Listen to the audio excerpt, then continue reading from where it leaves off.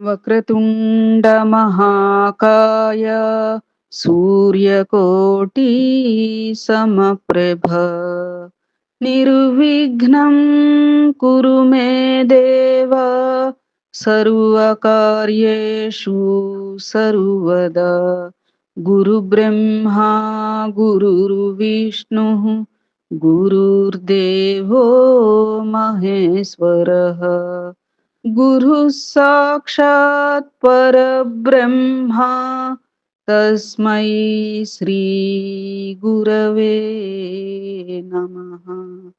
శరదా శరదాంభోజ వదనా వదనాంబుజే సర్వదా సర్వదాస్మాకం సన్నిధిః సన్నిధిం క్రియాత్. ఓం గం గణపతయే నమః. సద్గురవే నమః. శ్రీ మహాసరస్వత్యై నమః. ఓం ద్రాం దత్తాత్రేయాయ నమః. మనము దత్తపురాణంలో భాగంగా నిన్న బ్రహ్మ కలి సంవాదం గురించి తెలుసుకుంటూ గురువు యొక్క వైశిష్ట్యం ఎంతటిది అనేటువంటి చెప్పే అంశం రీత్యా బ్రహ్మగారు గురు శబ్దమే ఎంతటి మహిమాన్వితమైనది అని చెప్పి కూడా చెప్పారు. ఎట్లా? గకారం సర్వసిద్ధిప్రదం, రకారం సర్వపాపనాశకం, ఉకారం అవ్యక్త అచింత్య విష్ణుతత్వానికి వాచకం. అందుకే రెండు హల్లులకు కూడా ప్రాణమైంది అని చెప్పి చెప్పారు కదా. అయితే ఆ సందర్భంలో కలిపురుషుడు అసలు మానవ మాతృడైనటువంటి గురువుకు ఇంతటి శక్తి ఎట్లా వచ్చింది? సకల దేవతా స్వరూపుడువు అంటున్నావు, సర్వజ్ఞుడువు అంటున్నావు, ఇది ఎలా సాధ్యం అని చెప్పి అడిగారు కదా. అప్పుడు ఏమన్నారు బ్రహ్మదేవుడు? అసలు గురువు లేకపోతే ఎవరికైనా శాస్త్ర పరిజ్ఞానం ఉంటుందా? శాస్త్రాల గురించి చెప్పేది ఎవరు? సద్గురువు. ఏ గురువు లేకపోతే ఎవరికైనా శాస్త్ర పరిజ్ఞానం ఉంటుందా? శాస్త్రాలు తెలియకపోతే ధర్మ స్వరూపం తెలుస్తుందా? అది ధర్మం ధర్మం అంటూ ఉంటాం. ఏమిటి ధర్మం అనేది మనకు ఎట్లా తెలుస్తుంది? శాస్త్రాల ద్వారా, పురాణ ఇతిహాసాల ద్వారా, వేదాల ద్వారా ధర్మం అనే దానికి అర్థం ఏమిటి, దాని స్వరూపం ఏమిటి అనేది తెలుస్తుంది కదా. అట్లా శాస్త్ర పరిజ్ఞానం మరి గురువు లేకపోతే కలగదు. శాస్త్రాలు తెలియకపోతే ధర్మస్వరూపం తెలియదు. ఇది తెలియకపోతే ఏమవుతాం?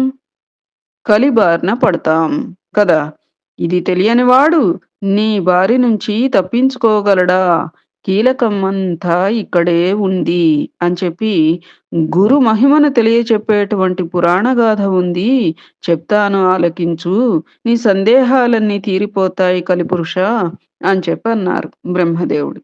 ఆ రీతిగా నిన్నటి వరకు మనం చెప్పుకున్నాం. నేటి పరంగా మనం ఆ బ్రహ్మదేవుడు చెప్పినటువంటి దీపక వృత్తాంతం గురించి తెలుసుకోవడానికి ప్రయత్నం చేద్దాం. దీపక వృత్తాంతం. అంగీరసుడు అనే బ్రహ్మర్షి ఉండేవారు. ఆయన గోదావరి తీరంలో ప్రశాంత వాతావరణంలో ఆశ్రమం నిర్మించుకుని తపస్సు చేసుకునేవాడు. ఆయన ఆశ్రమం ఎప్పుడూ మునులతో శిష్యులతో కళకళలాడుతూ ఉండేది. ఎక్కడెక్కడ నుండో మునులు ఋషులు వచ్చి అంగీరసుడిని అడిగి తమ తమ సందేహాలు తీర్చుకుంటూ ఉండేవారు. యోగ రహస్యాలు తెలుసుకుంటూ ఉండేవారు. ఎందరు వచ్చిన ఆశ్రమంలో కందమూల ఫలాలు గాని పుష్పాలకు గాని లోటు ఉండేది కాదు. అలా వచ్చిన వారిలో వేదధర్ముడు అని ముని ఒకరు. ఆయన పైలుని కుమారుడు. శిష్య బృందంతో వచ్చి అంగీరసుని వనంలోనే తపస్సు చేసుకుంటూ ఉన్నాడు. ఆయన శిష్యులలో దీపకుడు అనే శిష్యుడు అగ్రగణ్యుడు. బుద్ధిలోను, గుణంలోను, వినయంలోను, విధేయతలోను, నిష్ఠలోను చెప్పుకోదగిన వ్యక్తి. వేదాంగాలు అభ్యసించాడు, అయినా గృహస్థాశ్రమం స్వీకరించలేదు. బ్రహ్మచారిగానే జీవితాంతం ఉండి గురుసేవ చేస్తూ తరించాలని దృఢంగా నిశ్చయించుకున్నాడు. గురువుగారు సరే అని అంగీకరించారు. దీపకుడు పరమానంద భరితుడై గురుసేవలో కాలం గడుపుతున్నాడు. ఒకరోజు దీపకుడు వేదధర్మునికి సేవ చేస్తూ ఇలా అన్నాడు: గురుదేవా, నాదొక చిన్న సందేహం, అడగమంటే అడుగుతాను అన్నాడు. వేదధర్ముడు అడగమన్నారు. అప్పుడు దీపకుడు గురుదేవుని పాదాలు నొక్కుతూ, గురు శిష్య పదాలకు సమగ్రంగా అర్థం వివరించండి అన్నాడు. అప్పుడు వేదధర్ముడు ఆనందంతో ఇలా చెప్పుతున్నాడు. శ్రద్ధగా విందామా అమ్మా? వింటున్నారు కదా, వింటారు మీరు మంచివాళ్ళు.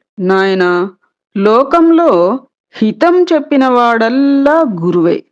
ఒక్క అక్షరం పాటి జ్ఞానాన్ని బోధించేవాడు గురువే. జీవితంలో మనిషికి చాలా మంది గురువులు ఉంటారు. వారిలో ఉత్తములు ఉంటారు. మొట్టమొదట కన్న తల్లి గురువు సాయిరాం. ఆ తరువాత తండ్రి మరియొక గురువు సాయిరాం. ఇంటికి పెద్దవాడు గురువే. మేనమామ, పిల్లనిచ్చిన అత్తమామలు, తల్లి యొక్క తల్లిదండ్రులు, తండ్రి యొక్క తల్లిదండ్రులు, వీరంతా మంచి చెప్తారు కనుక గురువులే. ఉపనయన సమయంలో బ్రహ్మోపదేశం చేస్తాడు కనుక కన్న తండ్రి గురువే. వేదాలు శాస్త్రాలు అతడే నేర్పితే అతని గురుత్వం రెట్టింపు అవుతుంది. వేరొకరెవరైనా వేదాలు శాస్త్రాలు నేర్పితే అతడు ఉత్తమ గురువు. సంగీతం, శిల్ప, లౌకిక విద్యలు నేర్పిన వారు ఎవరైనా గురువులుగానే పరిగణింపబడతారు. సంసార సాగరాన్ని తరించడానికి, జనన మరణ చక్రం నుండి బయటపడటానికి ఏకైక మార్గం అయిన బ్రహ్మజ్ఞానాన్ని ఉపదేశించేవాడు పరమగురువు సాయిరాం. బ్రహ్మజ్ఞానం బ్రహ్మజ్ఞానం అంటే సరిపోతుందే అమ్మా? ఆ బ్రహ్మజ్ఞానాన్ని మనం ఏ రీతిగా పొందాలో ఒక మౌన ప్రబోధం, లేదు మనకు అర్థమయ్యే రీతిగా ప్రబోధించేవాడు పరమగురువుట. అది అతడే పరతత్వం. అతడే త్రిమూర్తి స్వరూపం. అతడే సకల దేవతా స్వరూపం. మానవ రూపంలో ఉన్నాడని అనుమానించవలసిన అవసరం లేదు. బ్రహ్మ జ్ఞానంతో నిన్ను బ్రహ్మమును చేసే పరబ్రహ్మమతడే.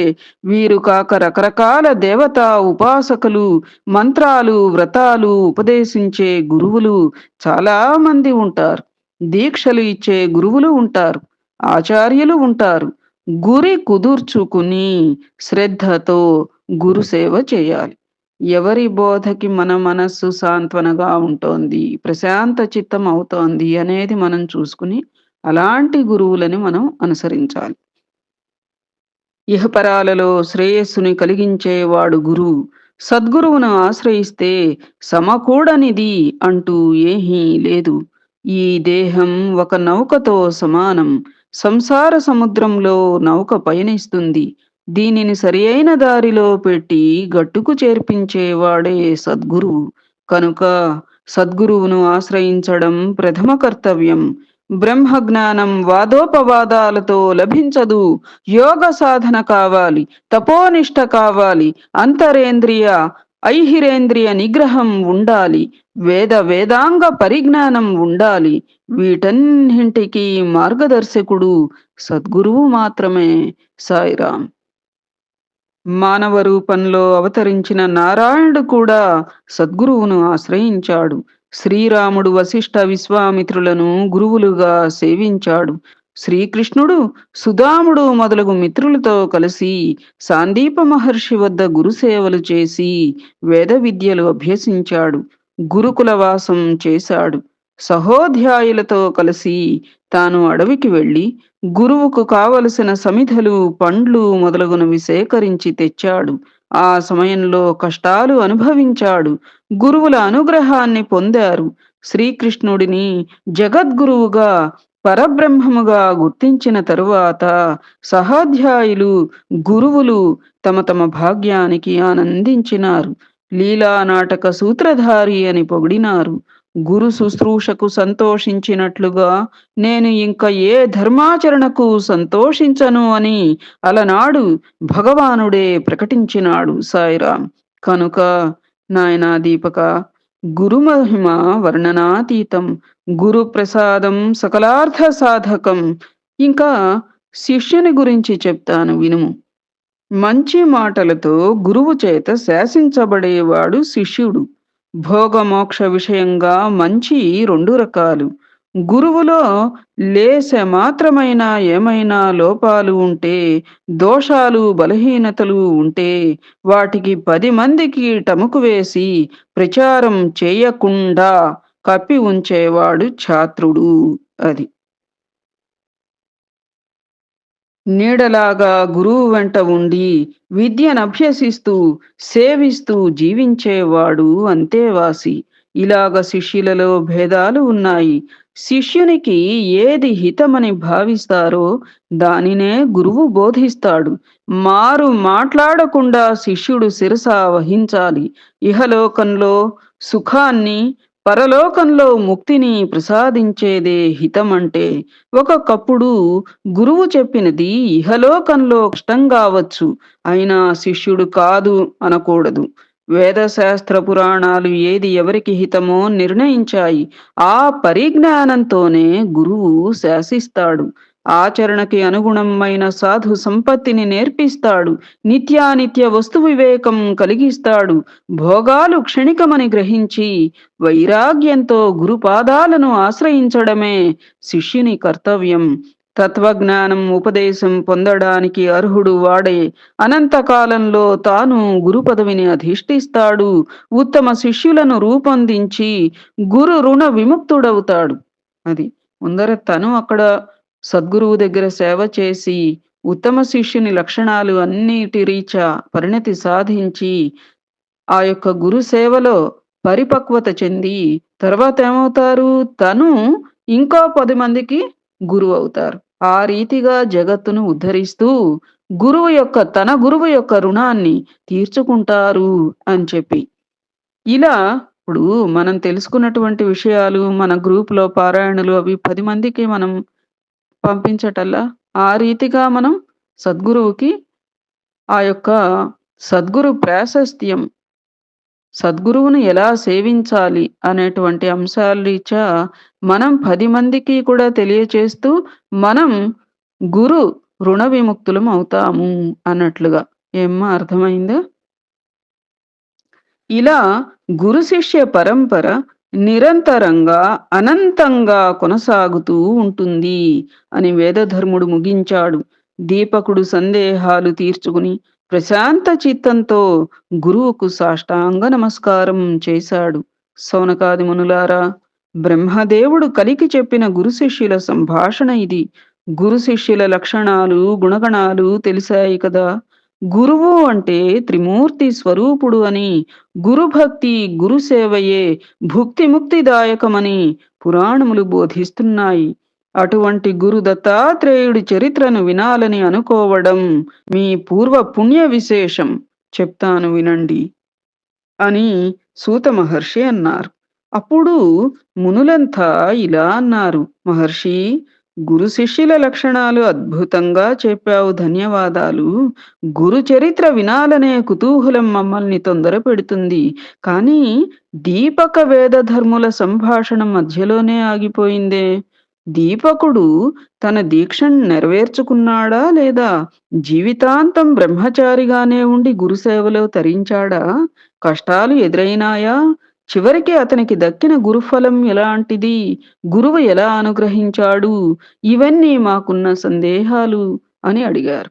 అప్పుడు సూత మహర్షి వారి వంక చిరునవ్వుతో చూస్తూ ఇలా చెప్పాడు: గురు శుశ్రూష తప్ప వేరి యొక్క ధ్యాస లేని దీపకుడిని ఒకరోజు వేదధర్ముడు దగ్గరకు పిలిచి, నాయనా, నీ సేవలకు ఆనందంగా ఉంది.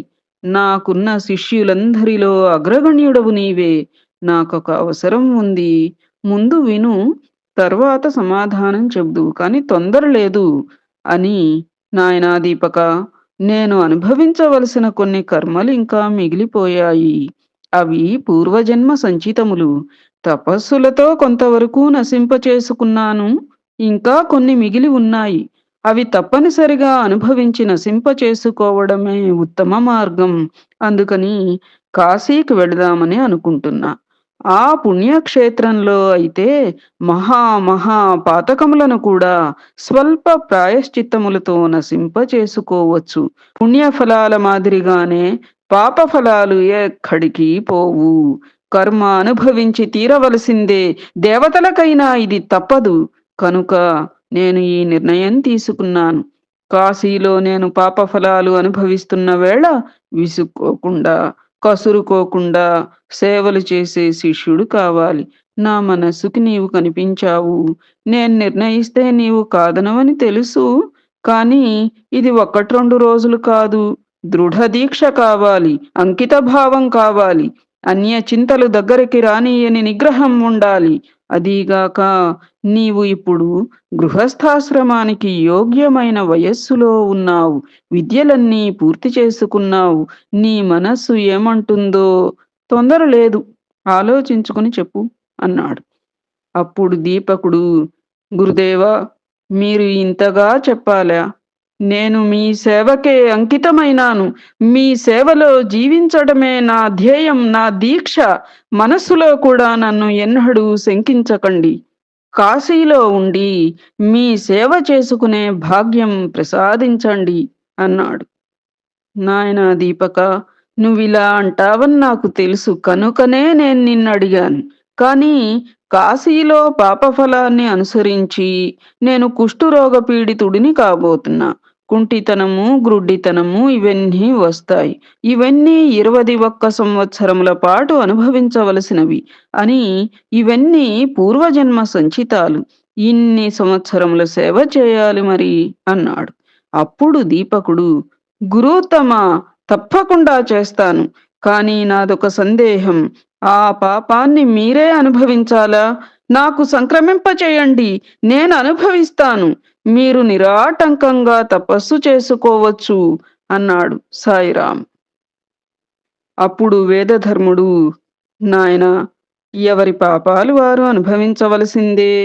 పాప ఫలాలు కర్తలకే చెందుతాయి తప్ప శిష్యునికో, పుత్రునికో లేదా ఇంకొకరికో పులుముదామని అనుకుంటే అంటుకోవు. కనుక నా పాప ఫలాలు నేను అనుభవిస్తాను. అనుభవిస్తున్న సమయంలో సేవ చేస్తే చాలు. కుష్ఠరోగికి సేవలు చేయడం అంటే అది అనుభవించడం కన్నా కష్టం. దానికి నీవు అంగీకరించావు. పద, వెంటనే కాశీకి చేరుకుందాం పద అని త్వరగా ఇద్దరూ మనోవేగంతో కాశీ చేరుకున్నారు. గంగానదిలో మణికర్ణికా ఘట్టంలో స్నానం చేశారు. దుండి గణపతిని, కాలభైరవుడిని అర్చించినారు. అన్నపూర్ణ, విశాలాక్షి, విశ్వేశ్వరులను దర్శించినారు. ఉత్తర దిక్కుగా ఒక కంబలాశ్వతరు సన్నిధిలో చిన్న కుటీరం నిర్మించి నివాసం ఏర్పాటు చేసుకున్నారు. ముప్పొద్దుల గంగా స్నానం, విశ్వనాథుని దర్శనము చేసుకున్న తరువాత ఒకరోజు తెల్లవారి లేచేసరికి వేదధర్ముడి శరీరం నిండా పొక్కులు వచ్చాయి. క్షణంలో కాళ్ళు చేతులు తిమ్మిరులెక్కాయి. పొక్కులు చితికి చీము నెత్తురు కారసాగాయి. చూస్తూ ఉండగానే శరీరమంతా పొడలతో నిండిపోయింది. చూపు మందగించింది. కంఠస్వరం మారిపోయింది. వేళ్ళు వంకరలు తిరిగాయి. కుష్టుతనము, కుంటితనము, గ్రుడ్డితనము ఒక్కసారిగా వేదధర్ముడిని ముంచెత్తినాయి. క్రమక్రమంగా రోగం బాగా ముదిరిపోయింది. నిలబడలేకపోతున్నాడు, కూర్చోలేకపోతున్నాడు, పడుకోలేకపోతున్నాడు. అసలు కదలలేని స్థితి వచ్చింది. అన్నీ మంచంలోనే భరించలేని దుర్వాసన. దీనికి తోడు కాశీలోని ఈగలన్నీ అతడిని చుట్టుముట్టాయి. రోగబాధతో వికృతంగా మారిపోయాడు. మెడలు వాల్చి, ముఖం ఏటవాలిగా త్రిప్పి, కనిపించని కన్నులతో దీపకా, దీపకా అని అరుస్తున్నాడు. దీపకుడు మాత్రం నిమిషం ఏమారకుండా సకల సేవలు చేస్తున్నాడు. పసిబిడ్డను చూచే కన్నతల్లిలా చూస్తున్నాడు. ఎంత దుర్గంధమైన ముఖం త్రిప్పుకోకుండా భరిస్తూ గురువుగారు ఉన్న ప్రదేశాన్ని, ఆయన శరీరాన్ని శుభ్రం చేస్తూ, ఈగలను తోలుతూ సేవ చేస్తున్నాడు. గురువుగారికి కొద్దిగా కునుకు పట్టిన సమయంలో గబగబా 4 ఇళ్ళు తిరిగి యాచించి ఆహారం తెస్తున్నాడు. ఆకలి ఎరిగి బ్రతిమాలి తినిపిస్తున్నాడు. కుష్ఠరోగికి కోపమెక్కువ అన్నారు. వేదధర్ముడు నిష్కారణంగా దీపకుడిని తిట్టిపోస్తున్నాడు. ఈ పాటి చేయలేని వాడివి ఎందుకొచ్చావు అని దెప్పి పొడుస్తున్నాడు. ఒక రకంగా కాదు, నానా దుర్భాషలు ఆడుతున్నాడు. మరుక్షణంలోనే మళ్ళీ సౌమ్యుడవుతున్నాడు. నాయనా దీపకా, తండ్రి దీపకా అని బుజ్జగిస్తున్నాడు. నిన్ను బాధ పెడుతున్నాన్రా అని విలపిస్తున్నాడు. మళ్ళీ అంతలోనే అనరాని మాటలతో తిట్టిపోస్తున్నాడు. దీపకుడు మాత్రం అన్నింటినీ ఓర్చుకుని చెరగని చిరునవ్వుతో, నిగ్రహంతో సేవ చేస్తున్నాడు. గురువులోనే విశ్వనాథుడిని, కాశీలోని దేవతలందరినీ గురువులోనే చూస్తూ సేవిస్తున్నాడు. తగినంత దొరక్క, దొరికింది గురువుకి సరిపోక పస్తులుంటూ సేవించుకుంటున్నాడు. ఏ నిమిషాన గురువుగారికి ఏం అవసరమవుతుందోనని మంచం ప్రక్కనే ఉండి రేయింబవళ్ళు మెలకువగా కూర్చుంటున్నాడు. కాశీకి వచ్చింది మొదలు కంటి నిండా నిద్రపోయిన రోజు లేదు, కడుపు నిండా తిన్న రోజు లేదు. అయినా గురుసేవ చేస్తున్నాను అనే తృప్తి అతడిని నిలబెడుతోంది. అది లభించబోయే ముక్తి అతన్ని నడిపిస్తోంది. రోజులు, వారాలు, నెలలు, సంవత్సరాలు గడిస్తున్నాయి. ఒకరోజు తెల్లవారుజామున దీపకుడు గంగానదికి వెళ్లి తాను స్నానం చేసి యథావిధిగా గురువుగారి శరీరాన్ని శుభ్రం చేయడానికి అవసరమైన గంగాజలాన్ని కడవనెత్తుకుని గురువుగారు లేచారో ఏమిటో అని అనుకుని వడివడిగా కుటీరం వైపుకు వస్తున్నాడు. ఇంతలో కుటీరానికి చేరువలో దీపకుని ఎదుట కాశీ విశ్వనాథుడు దర్శనమిచ్చాడు. నువ్వు చేస్తున్న గురుసేవకు, ధర్మనిష్టకు సంతోషించాను. ఏదైనా వరం కోరుకో నాయనా అన్నాడు విశ్వనాథుడు. దీపకుడు సంభ్రమాశ్చర్యములతో సాష్టాంగపడి విశ్వనాథుని సేవించి స్తుతించినాడు. బ్రహ్మర్షులకు కూడా దక్కని నీ దర్శన భాగ్యం దక్కింది. నాకు వరం కూడా ఇస్తానంటున్నారు. ఆనంద పారవస్యంలో ఉన్నాను. ఏమని అడగాలో కూడా తెలియడం లేదు. ఒక్క నిమిషం ఆగండి. కుటీరంలోకి వెళ్ళి గురువుగారిని అడిగి వస్తాను అంటూ కుటీరంలోనికి ప్రవేశించాడు. గురుదేవా, శివుడు ప్రత్యక్షమైనాడు. వరం కూడా ఇస్తానంటున్నాడు. గురు శుశ్రూషకు సంతోషించినాడుట. మీరు అనుమతిస్తే మీ కుష్టత్వం, మందత్వం అన్నీ పోయేటట్లుగా వరం అడుగుతాను, అడగమంటారా అన్నాడు. అప్పుడు వేదధర్ముడు గంభీర స్వరంతో, నాయనా దీపక, శివుడంతటి వాడు ప్రత్యక్షమై వరం కోరుకోమంటే ఇంతకంటే అడగడానికి నీకు ఇంకేహీ దొరకలేదా? ఐహిక విషయములా అడగవలసింది. పైగా నా రోగం పాపఫలమని అనుభవించడం తప్ప వేరొక గత్యంతరం లేదని ఎన్నోసార్లు చెప్పియున్నాను కదా అన్నాడు. వేదధర్ముడి మాటల్లో విసుగును గుర్తించాడు దీపకుడు. కుటీరం వెలుపలికి వచ్చి శివునికి నమస్కరించి, అష్టమూర్తి, నీ వాత్సల్యానికి ధన్యవాదములు. నిన్నిప్పుడు అడగదగింది నాకు ఏహీ కనిపించడం లేదు, క్షమించండి అన్నాడు. అదేమిటి నాయనా, అడగదగిందే కనిపించటం లేదా? మీ గురువు ఆరోగ్యం సరిచేయమని కోరవచ్చు కదా అంటూ శివుడు ప్రోత్సహించాడు. దానికి దీపకుడు నిరాకరించాడు. అలాంటి వరం అడిగేందుకు గురువు అనుమతి లేదు. సెలవు ఇప్పించు, గురువుగారికి సేవ చేసుకోవాలి అని రివ్వున కుటీరంలోనికి వెళ్ళి గురుసేవలో నిమగ్నమయ్యాడు. శివుడు అంతర్ధానం చెంది తన ఆస్థాన మంటపంలో ఆ సాయంత్రం కొలువుదీరి ఉండగా, సకల దేవతల సమక్షంలో అందరూ వింటూ ఉండగా శ్రీమన్నారాయణునితో ఈ సంగతి చెప్పాడు.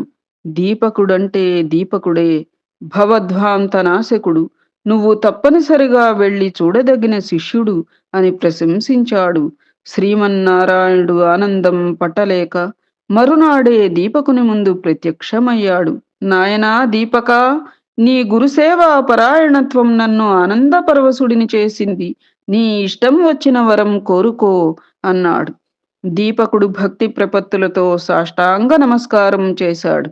అనేకానేక స్తోత్రములతో స్తుతించాడు. నారాయణ, వాసుదేవ, గురుసేవ అనేది హరిహరులను ఇద్దరిని ఇంతగా ఆనందపరుస్తుందని నాకు తెలియదు. నా ధర్మంగానే నేను సేవ చేస్తున్నాను. దిక్పాలకులకైనా అనుగ్రహించని దివ్య దర్శనం నాకు ప్రాప్తింపచేశారు. ఇది మీ కరుణకి సంకేతం. నాకు గురువే దైవం, జపం, తపం, తీర్థం, క్షేత్రం సర్వస్వము నాకు గురువే. వేద శాస్త్రాలు బోధించి, ఆత్మజ్ఞానాన్ని ప్రసాదించి, పరతత్వాన్ని తెలియపరిచిన వేదధర్ముడే నాకు ప్రత్యక్ష దైవం. అనన్య చింతంతో, అనన్య చిత్తంతో గురుసేవ చేస్తున్నాను. దీనికి ఏదైనా ప్రతిఫలముంటే అది మోక్షమే తప్ప కోరదగింది ఏమీ లేదు. అయినా కరుణామూర్తివై వచ్చి ఏదైనా కోరుకోమన్నావు కాబట్టి అడుగుతున్నాను. నాలో గురుభక్తి స్థిరమయ్యేటట్లు అనుగ్రహం ప్రసాదించు. నాకు తెలియని గురుమహిమ ఏమైనా ఉంటే చెప్పు. ఇదే నిన్ను నేను కోరుకునే వరం. శ్రీమన్నారాయణుని కళ్ళలో ఆనంద భాష్పాలు తిరిగాయి. నాయనా, గురుస్వరూపమే బ్రహ్మపదాన్ని అందిస్తుంది. ఉదర పోషణకు అవసరమైన లౌకిక విద్యలు నేర్పిన వాడు సాధారణ గురువు. ధర్మాధర్మ వివేకాన్ని కలిగించేవాడు అతని కంటే ఘనుడు. వేద శాస్త్రాలను బోధించేవాడు అతని కంటే ఘనుడు. వేదార్థ బోధకుడు అధికుడు. బ్రహ్మ విద్యోపదేష్ట అందరికన్నా గొప్పవాడు. అతడు నాకు అభిన్నుడే, అంటే విష్ణువుతో సమానం అన్నట్లుగా. అరిషడ్వర్గాలలో చిక్కుకొని అల్లకల్లోలమవుతున్న శిష్యుని మనస్సుకు పురాణేతి శాస్త్రాల ప్రబోధంతో ఊరడింపు కలిగించి ధర్మపథంలో నడిపించే గురువే ప్రత్యక్ష దైవం. అతన్ని మనోవాకాయ కర్మలతో సేవించడానికి మించిన పురుషార్థం లేదు. అది ఏ భుక్తి ముక్తిప్రదం. ఈ తత్వం నీవు తెలుసుకుని గురుసేవలో ఉన్నావు. అందువల్లనే దర్శనం ఇచ్చాను. సద్గురువులను సేవించే సత్ శిష్యులంటే మా త్రిమూర్తులకు చాలా ఇష్టం. నీకు సకల శుభాలు కలుగుగాక అని ఆశీర్వదించి నారాయణుడు అదృశ్యమయ్యాడు. కుటీరంలోని వేదధర్మునకు మెళకువ వచ్చింది. దీపకుడిని పిలిచి, నాయనా దీపక, ఎవరా వచ్చింది? ఎవరితో మాట్లాడుతున్నావు అని అడిగాడు. దీపకుడు వేదధర్మునికి నమస్కరించి పరమానందంతో జరిగిన వృత్తాంతం తెలియచెప్పాడు. వేదధర్ముడి ముఖంలో ఆనందం, కన్నుల్లో వాత్సల్యం తళుక్కున మెరిశాయి.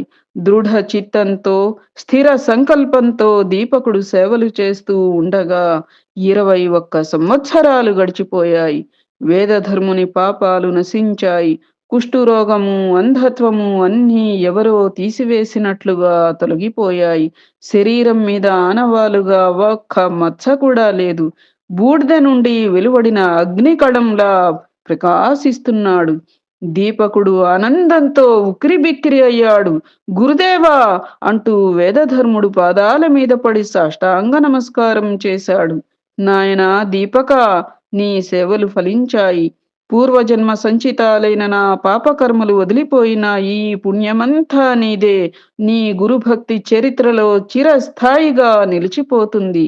నవనిధులు నీకు పరిచారకులు అవుతాయి. అష్టసిద్ధులు సంప్రాప్తమవుతాయి.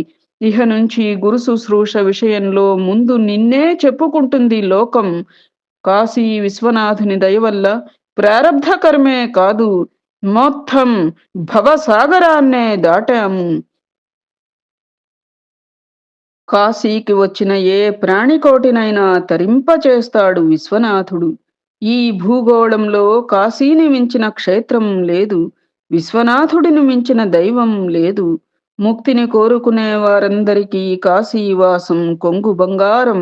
మహాప్రళయంలో కూడా నశింపక నిలిచే ఏకైక అద్భుత క్షేత్రం కాశీ. యమ నియమాలతో అంతరేంద్రియ బహిరేంద్రియాలను బంధించి విశ్వనాథుని పాదాలను ఆశ్రయించిన వారు జీవన్ముక్తులవుతారు. కాశీలో నివసిస్తూ గంగా నది, కాలభైరవుడు, దుండి విఘ్నేశ్వరుడు, దండపాణి, విశాలాక్షి, విశ్వనాథుడు ఆరుగురిని సేవించే వారిని షడంగ యోగులు అంటారు. ఎక్కడెక్కడో నివసిస్తూ యమ నియమ ప్రాణాయామ ఆసన ప్రత్యాహార ధ్యాన ధారణ సమాధులను అవలంబించే అష్టాంగ యోగుల కన్నా వీరు పుణ్యాత్ములు. కాబట్టి దీపక, మనం కాశీలోనే ఉండిపోదాం. 21 సంవత్సరములు విసుగు, విరామం లేకుండా నిద్రాహారాలకు దూరమై నాకు సేవలు చేశావు. నా అంతరంగం ఆనందమయమైంది. సాక్షాత్తు విశ్వనాథుడు, నారాయణుడు ప్రత్యక్షమై వరాలు కోరుకోమన్నా నిశ్చల గురుభక్తిని మాత్రమే నీవు కోరుకున్నావు. అలాంటి నీకు ఇవ్వదగినది, చెప్పదగినది ఏమున్నది నాయనా అని ఆనందంతో, సంతోషంతో పలికాడు వేదధర్ముడు. సాయిరాం. దీపకుడు సాష్టాంగ నమస్కారం చేసి లేచి నిలబడి చేతులు జోడించి కన్నీరు కారుస్తూ, మహా తపస్వి, బ్రహ్మ తేజస్వి అయిన మీ అనుగ్రహానికి పాత్రుడనైనాను. నాకు అన్నీ లభించినట్లే.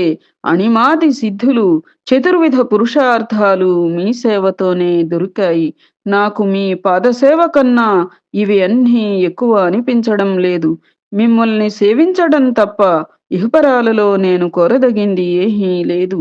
నా జ్ఞానేంద్రియాలు, కర్మేంద్రియాలు మరిక దేని జోలికి పోవడం లేదు. ఇది సత్యం. అయినా ప్రసన్నుడవై ఉన్నారు కనుక చాలా కాలంగా నా మనస్సులో ఉండిపోయిన కోరిక ఒకటి ఉంది. ఇంతకు ముందు ఒకసారి అడిగితే తర్వాత చూద్దాం అన్నారు. అప్పటి నుండి ఎదురు చూస్తున్నాను గురుదేవా. ఇప్పుడు అవకాశం ఇచ్చారు కనుక దత్తాత్రేయుడి చరిత్రను మీ ముఖతః వినాలని నా కోరిక. గురుదేవా, దత్తుడు ఎవరు? ఎవరి అవతారం? ఆయన రూపం, ఆయన చరిత్ర, ఆయన మహిమ, ఆయనను ఉపాసించవలసిన విధానం, ఉపాసించి తరించిన భక్తుల కథలు ఇవన్నీ తెలుసుకోవాలని ఉంది. ఆయన దయలేనిదే యోగ సిద్ధులు కలగవు అంటారు. ఆయన వర్ణాశ్రమ ధర్మాలకి అతీతుడు అంటారు. అనసూయ అత్రి మహామునుల బిడ్డడు అంటారు. త్రిమూర్తి స్వరూపుడంటారు. చిత్ర విచిత్రమైన లీలలు చేస్తాడు అంటారు. జ్ఞానము యొక్క పరిపూర్ణ రూపమే ఆయన అంటారు. దయచేసి వీటిని వివరంగా తెలియచేస్తే అదే వరంగా ఆనందిస్తాను స్వామి అన్నాడు దీపకుడు. తదుపరి రేపు కొనసాగించుకుందామమ్మా. రేపు వేదధర్ముడు చెప్పిన దత్త చరిత్ర అనే అంశం రీత్యా పారాయణ కొనసాగించుకుందాం. జై శ్రీరామ్. ఏతత్ఫలం సర్వం సద్గురు చరణారవిందార్పణం అస్తు. సద్గురవే నమః. శ్రీమాత్రే నమః. ఓం ద్రాం దత్తాత్రేయాయ నమః. శ్రీ సీతారామ లక్ష్మణ భరత శత్రుఘ్న సహిత హనుమతే నమః.